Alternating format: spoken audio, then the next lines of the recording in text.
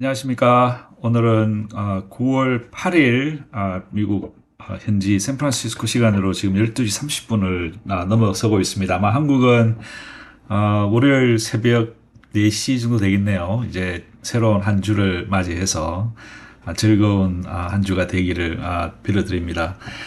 오늘 제가 이렇게 이 비디오를 사실 만들 계획이 없었는데 그동안 어제부터 시작해서 이제 그동안 올라왔던 댓글들을 쭉 읽어보니까 아무래도 이제 하락장이 시작이 된 것 같고, 그에 따른 그 많은 분들이 걱정이 있으신 것 같아요. 물론 그게 당연한 겁니다. 이 하락장에서 견디기가 참 쉽지 않습니다. 그래서, 좀 뭔가 도움을 드릴 수 있는 방법이 없을까를 생각을 하다가, 이 월배당, 특히 이제 이 일드맥스를 중심으로 하는 이 초고배당주에 처음 투자하시는 분들을 비롯해서 저희 채널의 이 대다수 3분의 2 이상의 시청자와 구독하시는 분들이 이 연세가 40대 중반부터 60대까지 이렇게 거의 3분의 2 이상이 이제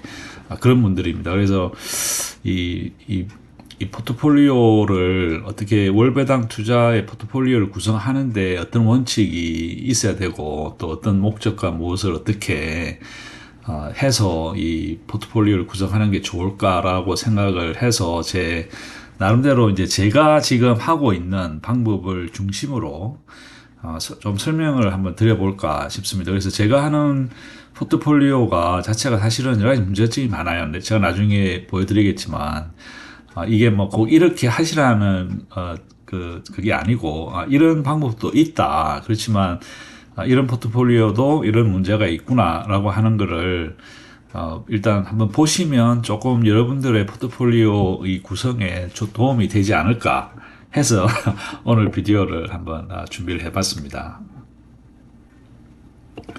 자, 우선 제가 생각하기에 이 배당주와 분배금을 위주로 하는 이 투자에 여러 가지 참 제가 생각하기에는 이 뭔가 제대로 뭔가 좀 바람직하지 않은 그 이해를 먼저 바탕으로 해서 여기에 뛰어드시는 분들이 있으신 것 같아요. 그래서 물론 저도 처음에는 뭐 일단 뭐 배당률이 높은 걸 위주로 일단 먼저 시작을 했었죠. 그래서 그러면서 상당히 이제 이 손해도 보고 또 이제 이런 건 아니구나, 이건 이렇게 하는구나 하는 거를 이제 배워왔는데, 제일 중요한 게 이제 사람들이 이제 처음 하시는 분들한테는 이런 엄청난 그 배당률, 분배금 특히 일드맥스 같은 경우는 1년에 100%를 회수를 할 수 있다. 뭐 이렇게 이제 선전을 할 가능성이 있다라고 선전을 하지만 이제 받아들이는 사람 입장에서는 1년 내에 뭐 원금을 회수하는 것을 보장을 해주겠다. 아니면 뭐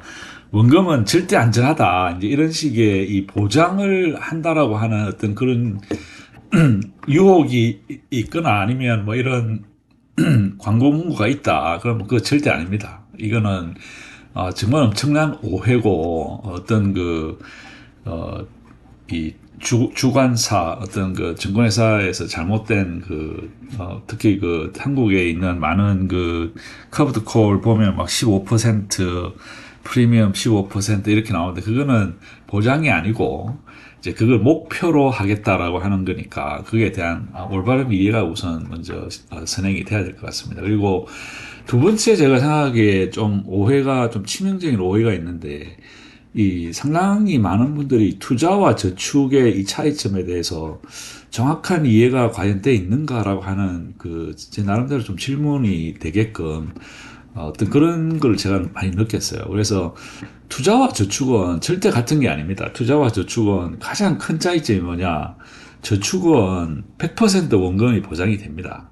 그래서 정기예금에 여러분들이 1,000만 원을 집어넣으시면 뭐 경제가 뭐 어떤 일이 생기든 그 원금 1,000만 원은 절대 줄지 않지만 투자는 원금이 손실이 될 우려가 있다라고 하는 게 이미 적혀져 있고 아마 말을 많이 해줍니다. 그렇지만 투자에 대한 그 경험이 많이 없으신 분들은 거기에 대한 어떤 정확한 차이점에 대해서 사실 알지 못하는 것 같아요. 그러면 투자와 저축의 가장 큰 차이점이 뭐냐면 이 리스크가 있습니다. 그러면 이제 한국에서는 리스크라고 하는 영어 단어를 이 위험이라고 하는 단어로 해석을 하는 것 같아요. 사전적으로.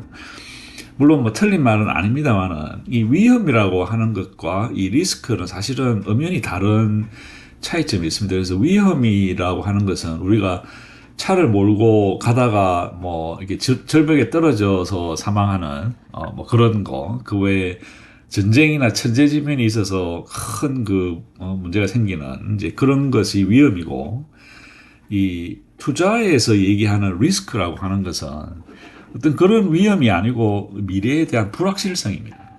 그래서 어떤 뭐 미래에 대한 불확실성이 있기 때문에 그런 리스크에 대한 반대급부로 저축보다는 훨씬 높은 이 수익률을 올릴 수 있을 가능성이 있다는 것이죠.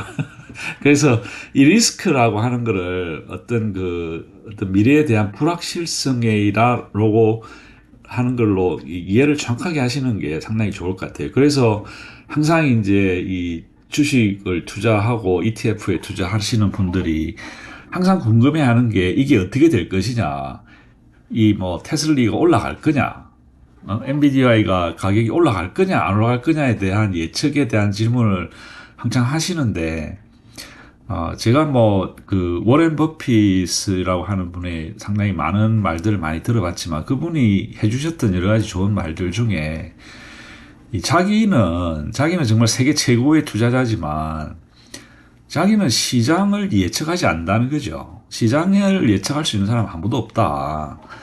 뭐 아무리 머리 좋은 아인슈타인이라고 하더라도 이 사람은 어찌 시장을 정확하게 예측해서 투자한다라고 하는 사람은 100% 사기꾼이다라고 얘기를 하더라고요.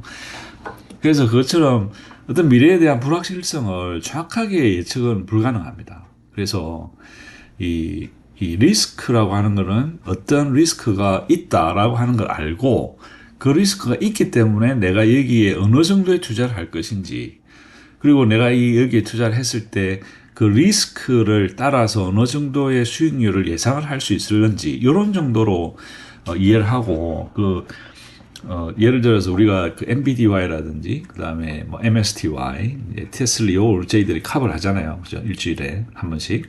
그러면 거기 투자하시기 전에 이 회사 그 본주의 회사가 어떤 미래에 대한 어떤 그 사업 비전을 가지고 있고 가능성이 있고 그런 걸 보고 결정을 하시는 거지. 그런 본주에 따라서 추정하는 NVDY나 테슬라를 보고 결정하시면 안 된다는 거죠. 그래서 어떤 그 미래에 대한 불확실성이 바탕이 된 투자 결정, 그걸 이제 영어로 risk adjusted investment라고 하는데 그거에 대한 이해가 굉장히 중요한 것 같습니다. 그리고 그 외에 이제 또 제가 많이 듣고 느끼는 것이 어떤 그 투자자분들의 어떤 과도한 과유불급이라는 말이 있지 않습니까? 뭐든지 과하면 좋지 않죠. 그래서 굉장히 그 자신감이 물론 중요합니다. 자신감이 있어야 되고, 그렇지만 나는 절대 잃지 않는다. 뭐 나는 다른 사람하고 다르다. 뭐 내 결정은 항상 옳다라고 하는 그런 과한 자신감은 사실은 좋지 않다. 그래서 나도 이럴 수 있다. 그리고 나는 다른 사람들하고 전혀 다르지 않다. 나는 다른 사람들도 똑같다. 그리고 내 결정이 최선을 다해서 내가 분석하고 결정을 내리지만 그 결정이 틀릴 수도 있다는 거죠. 그래서 그거를 받아들일 수 있는 마음 자세가 상당히 중요하고, 이런 것들을 모든 걸 통해서 제일 중요한 건 사실은 내가 만든 실수에 대해서 내가 무엇을 배울 수 있을 것인가에 대해서 항상 좀 고민을 해야 되지 않느냐. 제가 수업료를 내게 되는 거죠. 그죠? 제가 만약에 돈을 1,000만 원을 투자를 했는데 제가 몇백만 원 돈을 잃을 수 있는 거니까. 그러면 내가 그걸 잃을 수 있어요. 뭐 그걸 잃었다고 해서 내 인생이 끝나는 것도 아니고, 하지만 최소한 내가 무엇을 투자 결정을 하기 전에 빠뜨렸을까? 내가 무엇을 좀 더 생각을 했었어야 됐을까? 라고 하는 그런 배울 수 있는, 어떤 실수를 통해서 배울 수 있는 그런 것들이 더 중요하지 않을까라고 저는 생각을 해 왔습니다. 지금까지. 그래서 제가 40년 동안 이 투자를 배우고 시작하고 해오고 있었지만 돈을 엄청 많이 잃었어요. 제가 처음에 한 25년, 30년 정도는 계속 돈을 조금 땄다가 또 잃고 또 많이 땄다가 또 많이 잃고 이렇게 이제 그런 과정을 거치면서 실질적으로 어느 정도 이제 이거 이렇게 해서는 안 되겠구나 하는 걸 조금씩 배워서 이제 전체적으로 이제 수익을 내기 시작한 거는 불과 10년이 조금 넘는 것 같아요. 한 12년 그 정도지. 그 전에는 계속 돈을 잃었어요. 여러분들하고 똑같아요. 처음에 막 단타도 하고 막 옵션도 아무 생각 없이 막 하다가 엄청난 손해를 보고 이제 그런 과정을 거쳐왔다는 것이죠. 그래서 제가 생각하기에는 그 지난 10년 동안에 이 돈을 조금씩이라도 이 수익을 낼 수 있었던 그 이유는 그동안에 해왔던 실수들에서 어떤 하나라도 배울 수 있었지 않느냐. 그래서 그 배움을 바탕으로 다가오는 미래에 대한 투자에서는 조금 더 성공할 확률이 조금 더 높일 수 있는 방법을 찾아왔었다라고 하는 게 어느 정도 조금씩 나아지는 것 같습니다.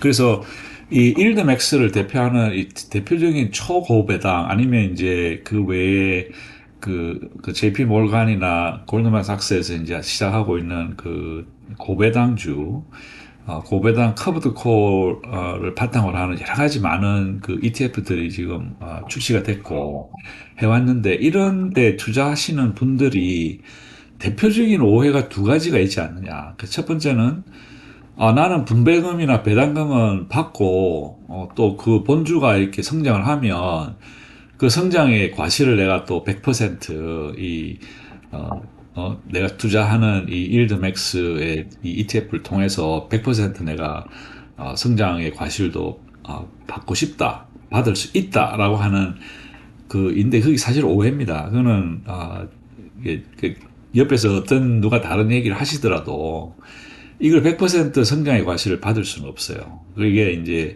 일드맥스, 커브드 콜이나 커브드 풋, 이 커브드 풋으로 이제 이 수익을 창출하는 ETF들의 구조적 한계입니다. 그래서 상방은 막혀 있고 하방은 열려 있다라고 하는 그것이 절대 다 틀린 말이 아니다라고 하는 거를 우리가 정확하게 이해를 하셔야 될 것 같아요. 그 다음에 두 번째는 이제 분배금과 배당금을 내가 받고 나는 원금이 계속 유지가 될 수 있어야 된다. 원금이 절대 떨어지면 안 된다. 라고 하는 것도 저는 제 생각에는 오해인 것 같아요. 이게 어떤 종목의 선택에 따라서 원금이 보전이 될 수도 있고 안 될 수도 있다라고 하는 거를 먼저 이해를 하시고 그러면 분배금과 배당금을 받고 원금이 보전될 수 있는 본주가 어떤 주식이냐라고 하는 거를 정확하게 좀 더 연구를 하고 공부를 하셔서 선택을 하셔야 되지 않느냐. 그래서 제가 세 가지 이 예를 한번 보여드릴게요. 첫 번째, 이 분배금과 배당금을 다 받고 성장의 과실도 똑같이 본주와 똑같이 하고 싶다라고 하는 것을 이 잽큐와 QQQ를 비교를 해보시면 알 수가 있습니다. 잽큐와 QQQ가 예를 들어서 지난 그 2022년 5월 4일, 요 5월 4일이 잽큐가 처음으로 출시된 날입니다. 그래서 잽큐가 처음 출시됐을 때, 만불을 잽큐와 QQQ에 투자를 하셨다라고 생각을 하시면, 지난 2년 반 정도가 지난 후에, 지금 현재 보시면, QQQ는 13,830불이고, 잽큐는 12,786불입니다. 그래서 한 11,000불 정도 차이가 나죠. 그래서 잽큐가 아무리 커브드 콜 장사를 잘해서 수익을 많이 냈다 하더라도 이 QQQ나 QQQQQ 이 인덱스 펀드만큼의 수익을 낼 수는 절대 없습니다. 그게 여기서 증명이 되는 것이죠. 그래서 이렇게 이제 2022년부터 시작해서 2023년 정도에 이게 시장이 저하됐을 때, 떨어졌을 때 잽큐가 QQQ보다는 약간 덜 떨어지는 어떤 그런 베네핏은 있었지요. 그렇지만 실제 이제 성장이 시작됐을 때 잽큐가 어떤 경우에서도 이 QQQ보다 더 뛰어난 성적을 낼 수는 없습니다.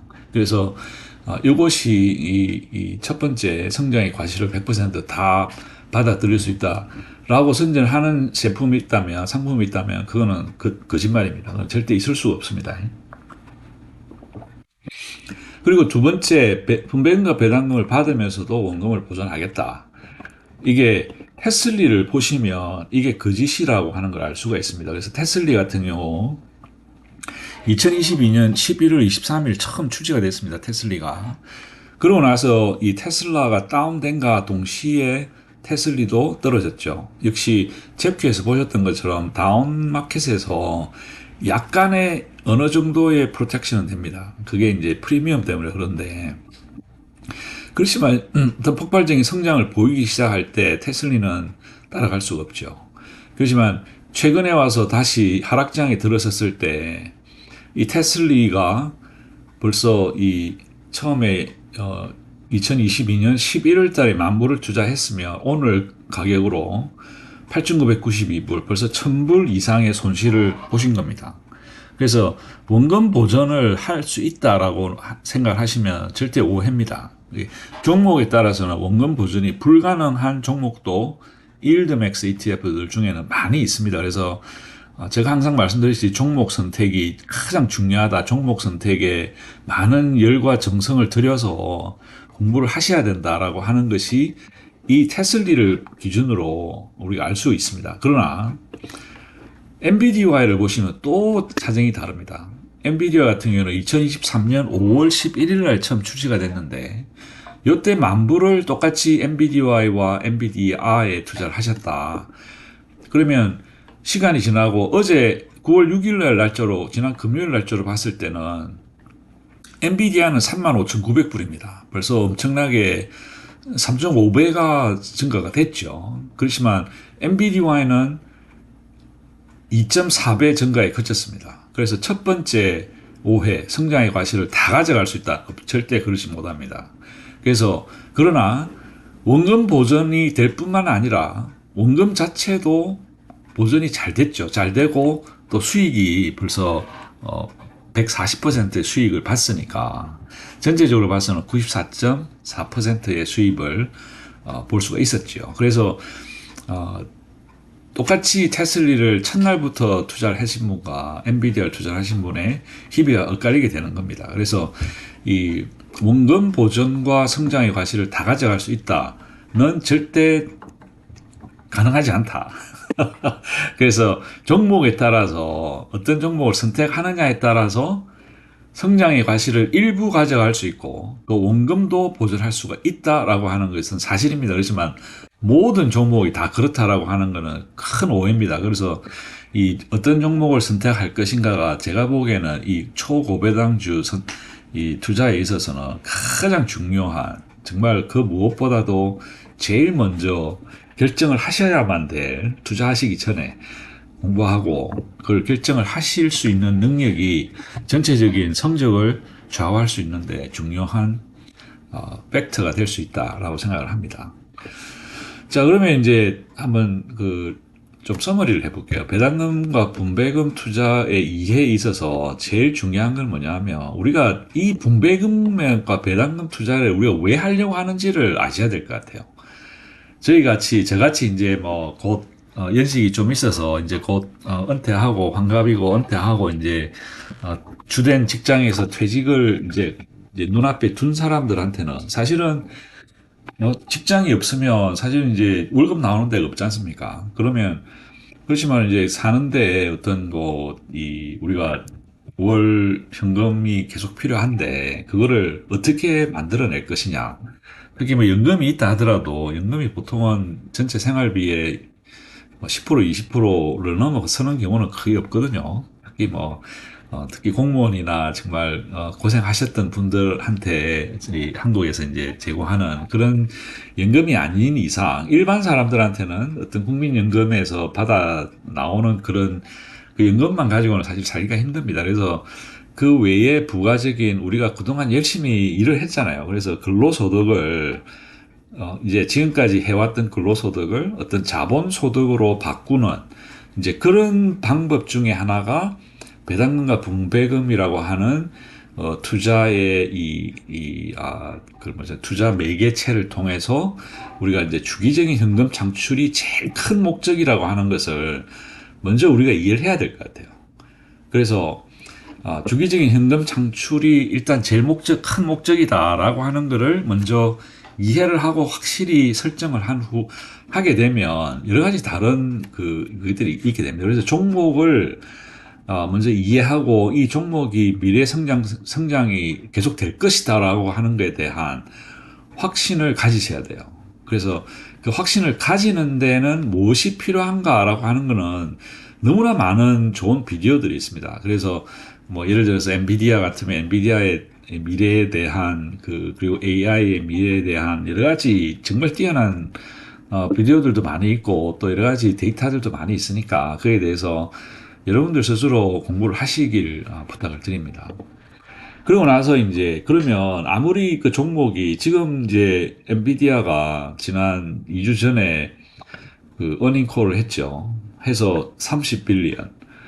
그러니까 뭐 한 석 달 만에 30빌리언 달러 돈을 어마어마한 돈을 벌었지만 벌써 막 갑자기 시장이 막 이상하게 영향을 줘서 거의 막 15%, 17% 이렇게 떨어졌잖아요. 그죠?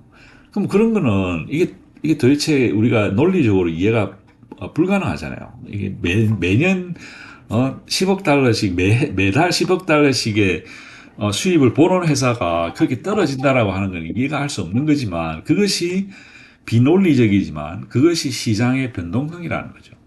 그래서 그런 시장 변동성에 따르는 리스크가 아까 제가 말씀드렸듯이 리스크라고 하는 미래의 불확실성, 그 미래의 불확실성이 지금 시장을 지배를 하고 있다는 것이죠. 그렇지만 이것이 영원히 그렇게 될 것이냐? 저는 절대 그렇지 않다고 봅니다. 좋은 회사는 주식의 가격이 떨어진다고 해서 그 회사가 망하는 게 아니라는 거죠. 좋은 회사는 결국에는 우상향을 한다라고 하는 그런 이해, 그리고 그러한 확신을 가지고 있으시면 이런 주식이 가격이 이렇게 떨어졌을 때는 저 같은 경우는 기회로 볼 수가 있다는 거죠. 그죠? 저가 매입의 기회. 그리고 시장 변동성을 일단 이해를 하시게 되고, 그러고 나서 제일 중요한 거는 이 주식은 심리 싸움입니다. 남들이 어려울 때, 남들이 무서워하고 남들이 다 도망갈 때 버틸 수 있느냐. 자기의 수양과 어떤 굳건한 믿음, 그 본주에 대한 굳건한 믿음이 있으면, 지금이 기회구나. 라고 다른 사람들이 다 도망갈 때 뛰어들 수 있는 용기가 생긴다는 거죠. 그래서 어떤 자기 스스로의 이 투자에 대한 이해뿐만 아니라 어떤 기계적인 이해뿐만 아니라 어떤 투자에 대한 자기 자신만의 어떤 철학 그런 것을 스스로 만들어 나가야 된다는 거죠. 그래서 많은 실패를 통해서 얻게 되는 것이 사실은 제일 좋지만 어떻게 보면 실패라고 하는 것은 돈과 시간이 소요되는 거지 않습니까? 그죠? 그래서 특히 이제 저같이 이제 곧 은퇴를 앞둔 분들한테는 이 실패라고 하는 것은 굉장히 큰 충격이거든요. 그래서 그 실패를 최대한 줄이기 위해서는 그런 실패 확률을 최대한 줄이고 성공 확률을 조금이라도 높일 수 있는 방법은 무엇이냐? 바로 공부입니다, 공부.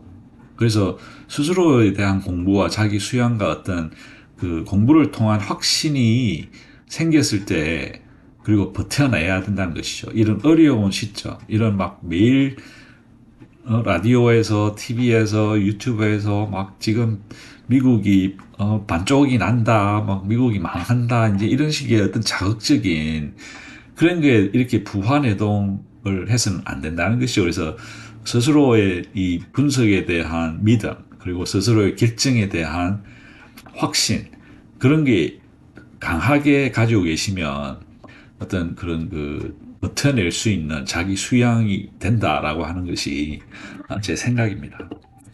그러고 나서 뭐 그렇다고 해서 계속 뭐 아무 하는 일 없이 버티냐 그러면 안 되죠. 그래서 매번 석 달에 한 번씩 이 큰 회사들은 크고 작고를 떠나서 이 퍼블릭 회사, 그러니까 상장 회사들은 자기들의 이 장사 사업을 한 결과와 그리고 이 재무제표를 석 달에 한 번씩 계속 발표를 합니다. 그래서 그걸 보면서 주기적으로 기업과 어떤 ETF의 성적을 평가할 수 있어야 된다는 것이죠. 그래서 이 일드맥스에 제가 매주 올려드리는 이 커브드 콜 성적을 그냥 뭐 이번 달에 벌었네 안 벌었네 이렇게만 보시는 것도 물론 괜찮습니다만은 조금 더 자세히 들여다보면 이 사람들이 어떤 정책이 변화가 눈에 보입니다. 그래서 어떤 그런 정책의 변화가 성공적인 사업으로 이어지느냐 아니면 성공적이지 않느냐라고 하는 것을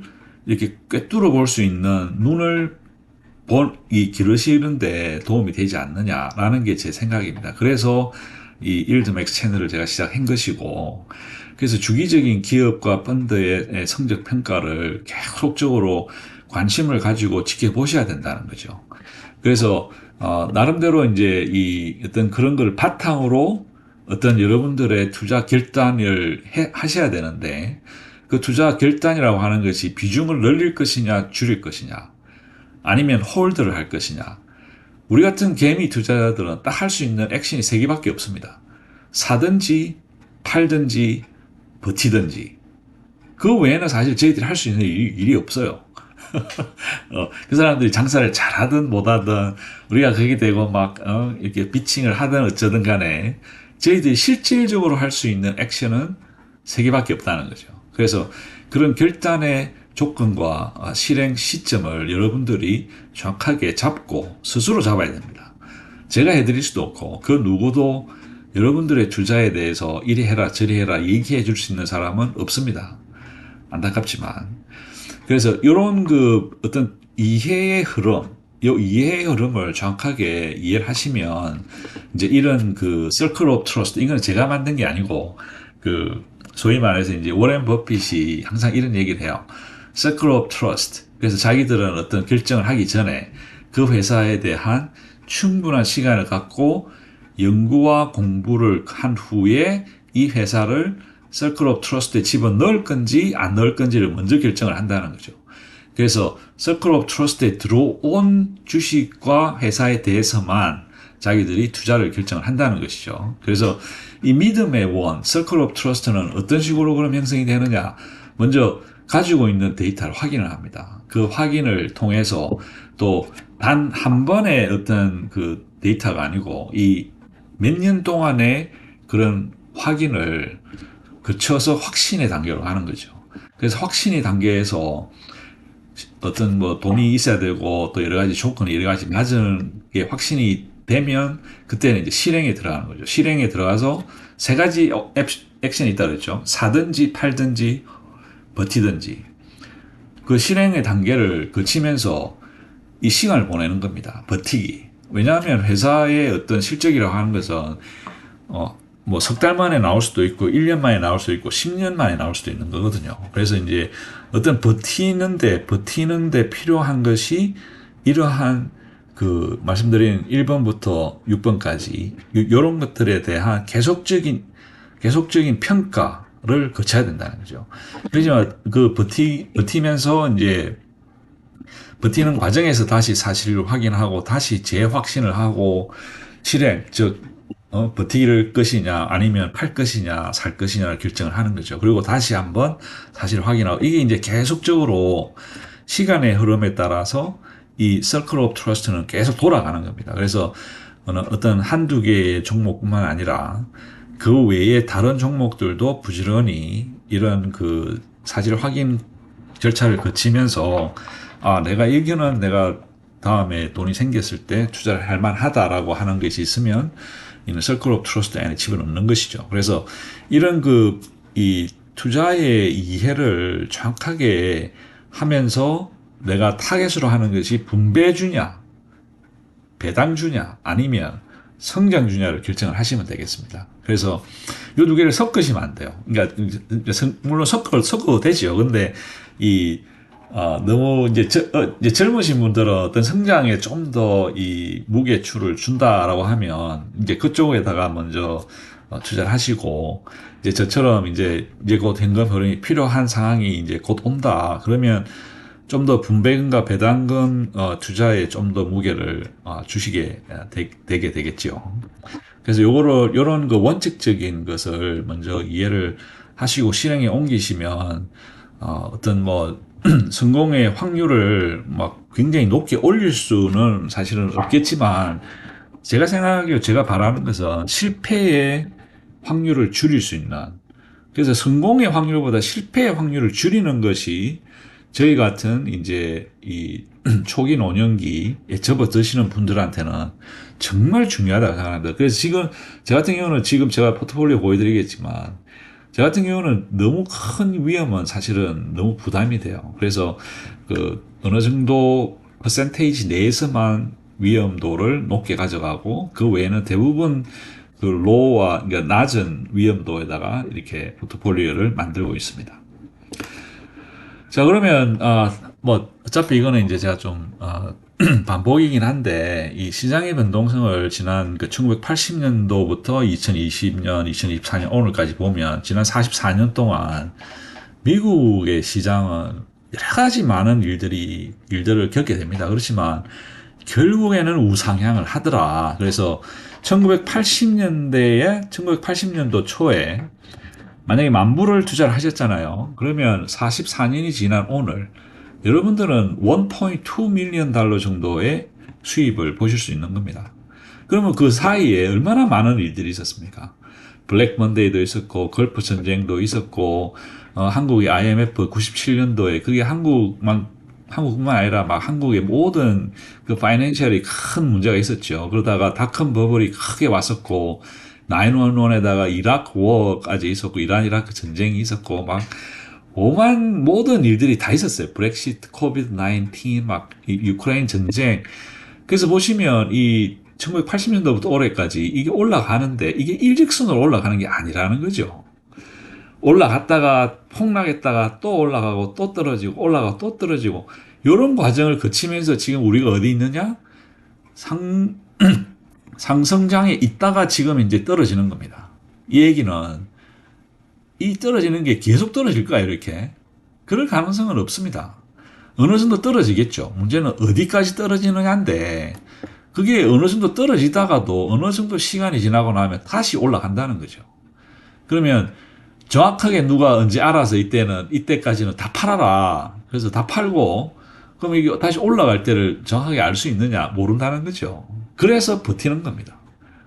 그래서 이때 1980년대 만불을 투자하고 44년을 버텨온 사람들한테는 1.2 밀리언 달러, 120만 달러의 수익을 안겨주는 것입니다. 그래서 버티는 것이 개미 투자자에게서는 가장 중요한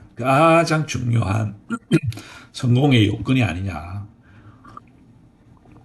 저는 그렇게 생각을 합니다. 그래서 버티는 사람 우리는 투자의 신 혹은 선, 투자의 신선이라고 제 나름대로 이름을 붙여봤습니다. 투신, 투선, 예, 그렇게 되겠죠. 자, 그래서 이제 일단 이건 제가 지난번에 한번 보여드렸던 것 같은데, 제가 지금 현재 유지하고 있는 월 현금 흐름을 위한 포트폴리오 예입니다. 그래서 일단 위험도를 기준으로 하이 위험, 그러니까 높은 위험도와 중간 위험도 그리고 low 그리고 뭐 현금은 이제 전혀 위험도가 없겠죠. 가지고 있는 거고. 그래서 이제 여러 가지 일드 맥스가 거의 대부분의 하이 위험도를 가지고 있지만 연 수익률이 30%에서 100%. 그리고 전체 보유하고 있는 그 일드 맥스는 약 20에서 25% 정도 됩니다. 그래서 이렇게 돼 있고 그다음에 이제 미디움은 이제 이런 종목들 페피, AIPI, ZQ, ZP, 스볼 그리고 QDTX, XDTX, ZP는 제가 다 정리를 했어요. 뺏었어야 되는데 그렇게 해서 지금 현재 약 25% 정도. 그래서 지금 이제 45에서 약 50% 정도는 로우, 하이, 미디움으로 상당히 높은 그 리스크로 지금 포트폴리오가 구성이 돼 있고 그 다음에 채권, ETF, 그 다음에 배당 귀족, 배당왕, 인덱스 펀드, SCHDN, 성장주 이제 이런 것들은 약 50% 정도는 이렇게 로우 리스크, 그러니까 이제 낮은 리스크로 해서 한 50% 정도 유지를 하고 있습니다. 그래서 기본적으로 저는 장기 보유를 원칙으로 하고 있고요. 그 다음에 분기와 반기에 거쳐서 리밸런싱을 하고 배당금과 분배금을 자동 재투자를 합니다. 대부분의 경우. 그렇지만 제가 잠깐 말씀드리겠지만 나중에 이제 세금을 이제 제가 좀 많이 내는데 보통 일드맥스에서 받는 그 분배금을 그러니까 한 쿼터에 석 달에 두 달 정도는 제가 재투자를 하고 한 달 정도는 현금을 찾아서 세금을 냅니다. 한 달치. 그 세금을 내야 되고, 그 다음에 이제 부동산은 제외했습니다. 그래서 사는 집은 뭐 어차피 투자로 보지 않으니까. 그래서 이제 좀 더 자세히 한번 볼게요. 좀 더 자세히 보면, 여기 티크에 이제 제가 지금 현재 가지고 있는 그, 일드맥스가 테슬리, 엔비디아이, 코니, MSTY, FBY, 크래쉬, YMAX, YMAC, 이렇게 이제 가지고 있고, 보시다시피 지금 미실현된 손실과 이익. 요거는 이제 팔지는 않고 그냥 가지고 있는 거죠. 가지고 있으니까 장부상으로는 가격이 막 엄청 많이 떨어졌죠. 테슬리는 반토막이 났고, 엔비디아는 13%, 코니는 47% 거의 반토막이 났네요. 미스티도 거의 3분의 1이 3분의 1 토막이 났고, FBY, 크래쉬, YMAX, YMAC은 이제 상대적으로 좀 적게 떨어졌지만, 일드맥스는 지금 뭐 전체적으로 다 빨간색입니다. 즉 떨어졌다는 얘기입니다. 그리고 이제 실현된 손실의 손익의 범위 이제 디비던드 그동안 이제 디비던드가 리턴된 게 테슬리는 86.4%가 원금이 회수가 됐고 엔비디아는 77.4%, 코니는 63.2%, MSTY는 21%, FBI는 14%, 크래쉬 18%, YMAX 17%, YMAC은 6.2%. 근데 사실 한 달 전만 해도 테슬리, 엔비디아와 코니는 디비던드하고 이 토탈 리턴 그러니까 한 달 전만 해도 이 토탈 리턴은 뭐냐면 디비던드 더하기 제가 이렇게 트레이드를 통해서 이렇게 이익을 본 게 있거든요. 그것까지 다 포함을 한 겁니다. 그래서 토탈 리턴은 이게 양도를 함으로 해서 생기는 이익까지 포함이 된 겁니다. 그래서 토탈 리턴은 테슬리는 99.6%, 엔비디아는 80.6%, 코니는 76.9%, 21.6%뭐 이렇게 돼 있죠. 그래서 다른 것들은 제가 트레이드를 안 했기 때문에 똑같습니다. 디비던드 리턴이랑. 근데 토탈 리턴은 요 세 종목, 테슬리, 엔비디아, 코니 같은 경우는 한 몇 주 전만 해도 사실은 100%가 넘었어요. 근데 왜 이렇게 떨어졌느냐?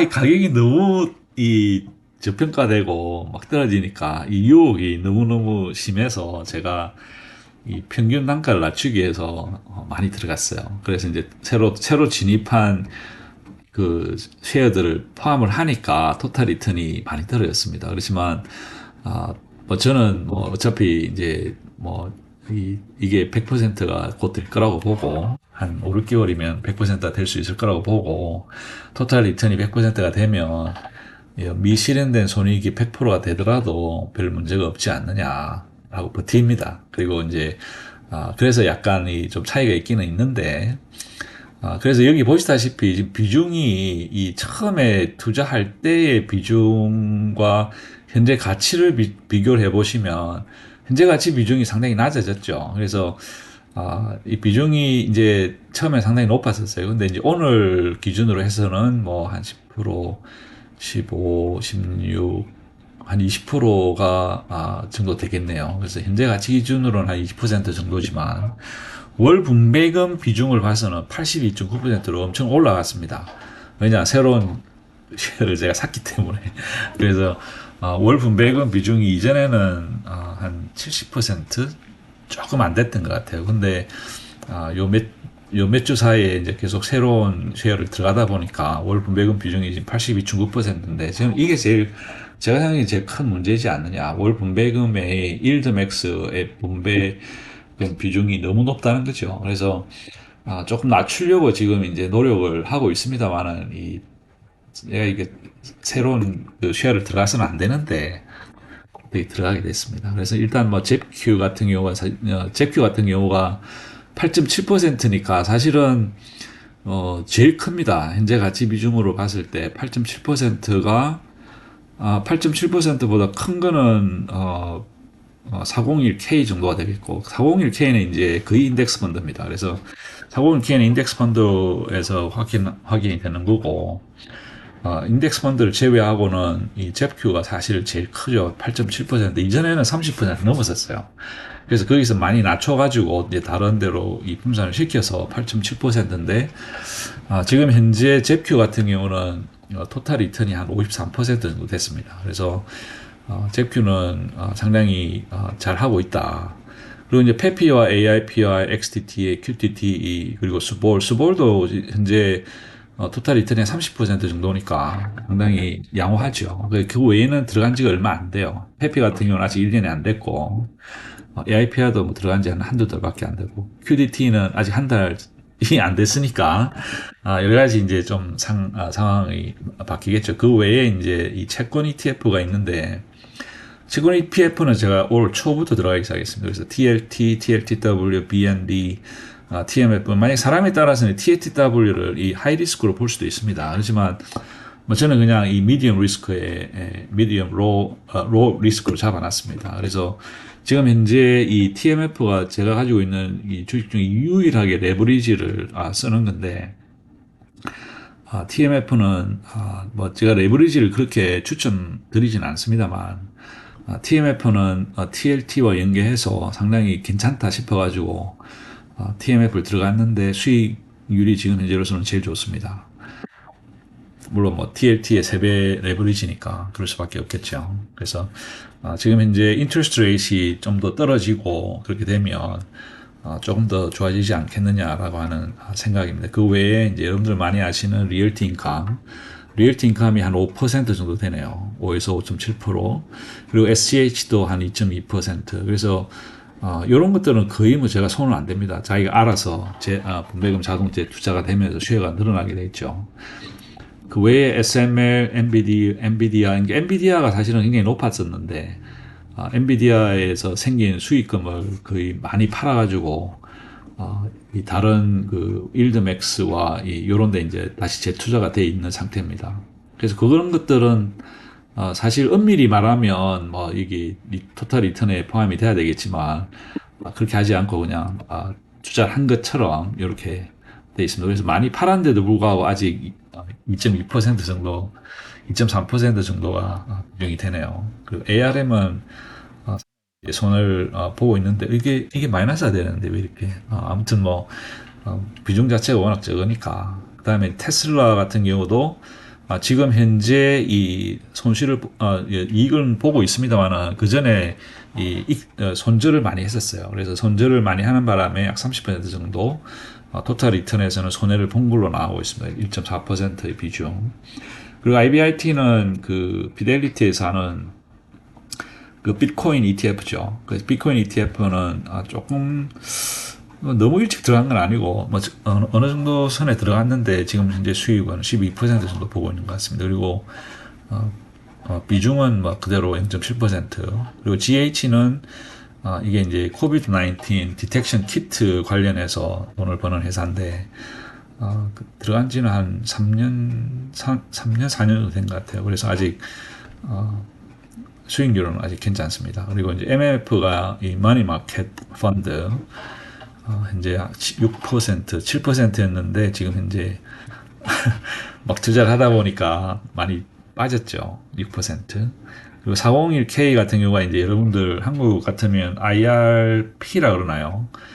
그 IRP라고 해서 이제 회사에서 이렇게 돈을 투자를 보전을 해주고 하는 이제 그런 겁니다. 그래서 그게 지금 이제 약 37%니까 요 외에 나머지들은 전부 다 이제 제가 직접 운영을 하는 어떤 그런 상황이고, 이 세금 관련해서 이제 401k가 30%니까 사실은 제 포트폴리오에서 가장 큰 비중을 차지하고 있습니다. 그래서 이런 그 제 포트폴리오가 사실은 제가 좋지 않다라고 말씀을 드리는 이유가 이 문제점이 많습니다. 그래서 첫 번째, 일드맥스의 월 분배금 비중이 너무 높죠. 80% 이상이니까. 그래서 이거는 좀 낮춰야 될 필요가 있을 것 같고, 테크 기업의 비중이 너무 높습니다. 그래서 보시다시피 거의 나스닥 위주의 이 기업들이 많습니다. 인디비주얼, 그러니까 개별 종목서부터 시작해가지고 뭐 그 다음에 ETF들, 그 다음에 모든 게 다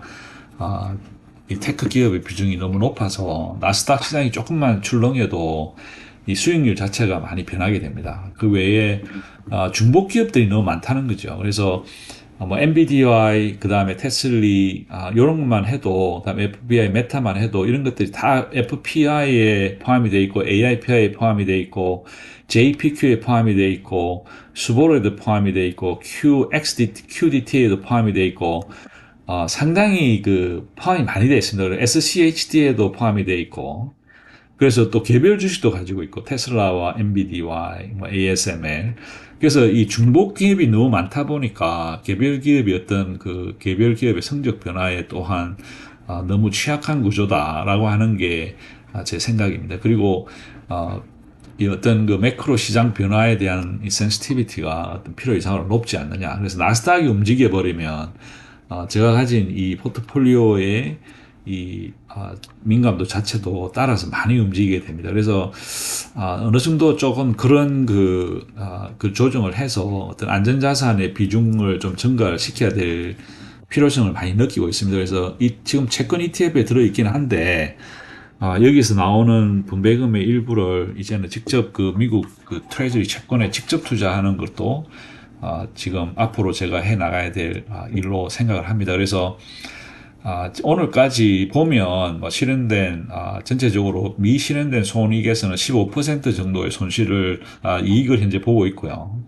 그리고 디비던드는 지금 현재 약 22.9% 정도, 그리고 토탈 리턴에서는 28%, 그리고 현재 이 월 분배금 비중을 보면 99.6% 중에 이 미디움 인컴은 약 9.6%, 그리고 로우 리스크 같은 경우는 약 7.1%, 그래서 토탈 한 17% 정도 되는 것 같은데, 이 비중을 좀 더 올려서 한 30%에서 40%까지 올리고 이 일드맥스의 월 분배금 비중을 최소한 60% 이상, 60% 이하, 한 50%까지 낮출 계획을 지금 현재 가지고 있습니다.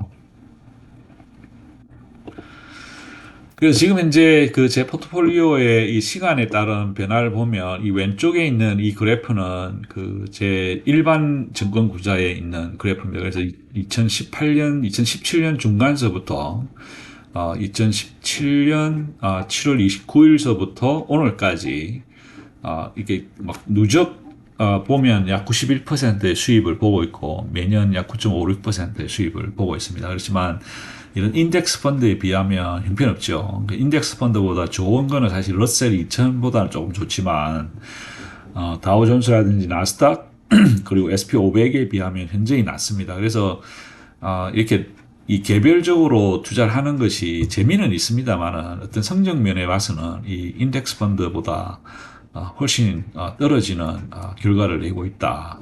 그 외에 이제 오른쪽에 있는 요거는 이 401K입니다. 그래서 401K 같은 경우는 2021년 9월보다 오늘까지 해서 약 한 70% 정도 성장이 됐어요. 그래서 이거 같은 경우는 그 인덱스 펀드에다가 또 제가 그 401K의 일부는 또 제가 매니지를 직접 하거든요. 그래서 인덱스 펀드는 수익률이 훨씬 좋은데 제가 매니지한 거는 그게 못 미칩니다.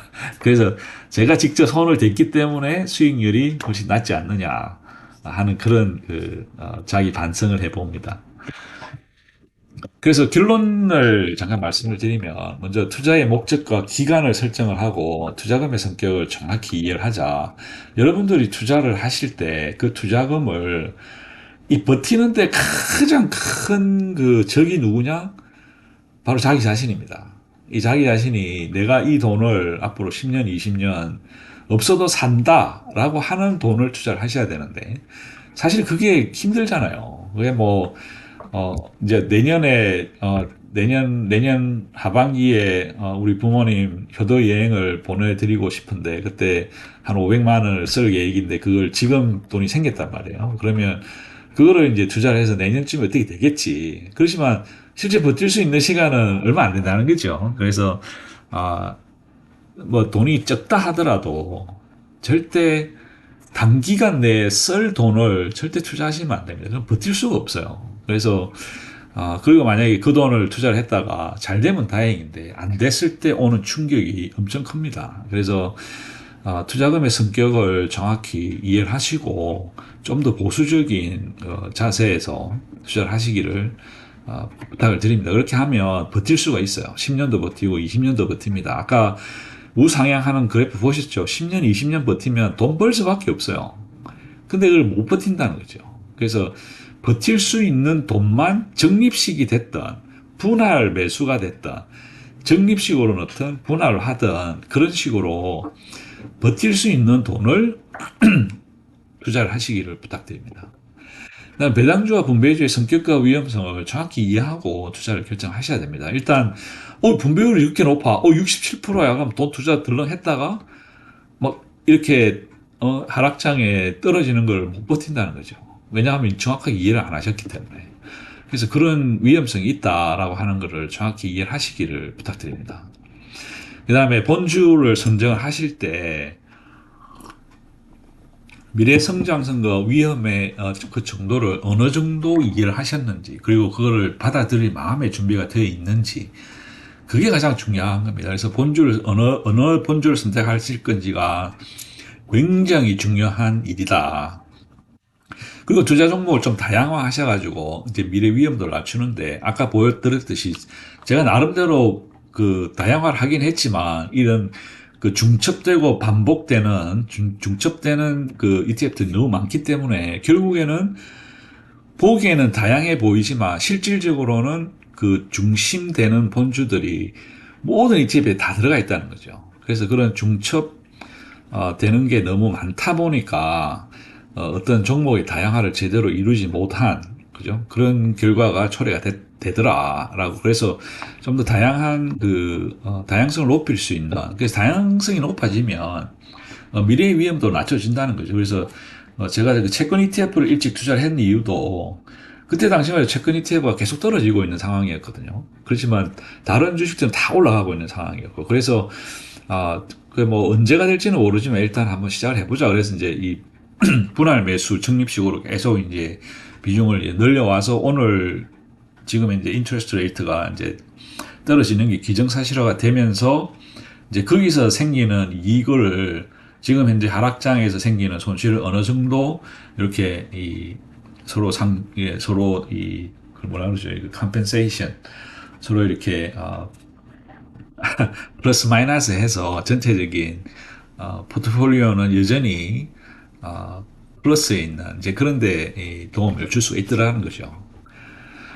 그리고 이런 시장의 급격한 변화를 견뎌낼 수 있는 마음가짐이 가장 중요한 성공 요소입니다. 누구나 알고 있어요. 미국 시장이 우상향한다는 것을.